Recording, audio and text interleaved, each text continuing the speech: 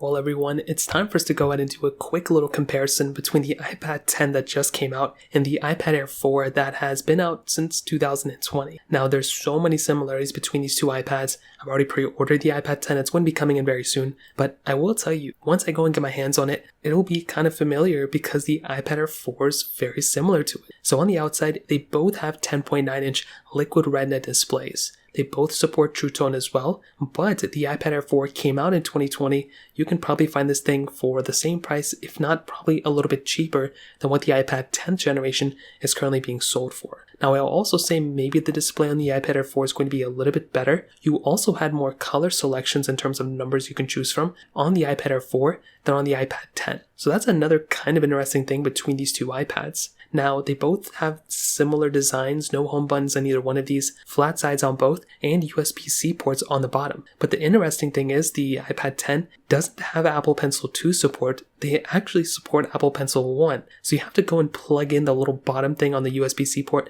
to a lightning connector, and then use it like that. Very, very archaic way of doing this type of thing. The iPad Air 4 does support Apple Pencil 2, which is really, really nice. Now another big thing is within the chipsets inside. So what's crazy is the iPad Air 4 supports the Apple A14 Bionic chip, and so does the iPad 10. They have the same exact chipset inside. So even though this iPad 10 is 2 years newer, you still have like a 2-year-old chipset inside of that iPad, which is kind of weird, but it's totally expected. I feel like it's not as big of a difference as you might think, but it's a very funny thing there. So performance could theoretically be the exact same thing on both. Now on the back, we do have the camera setups, and they are both 12 megapixel wide-angle cameras on the back. However, you are getting a better front-facing camera. You're getting a 12 megapixel ultra-wide camera on the front of the iPad 10. With the front of the iPad Air 4, we had the 7 megapixel camera. So you're definitely getting an improved front-facing camera, which is nice. You have 5G support on the iPad 10, where we had 4G on the iPad Air 4. You also have Touch ID 2 support on both these iPads, which is nice.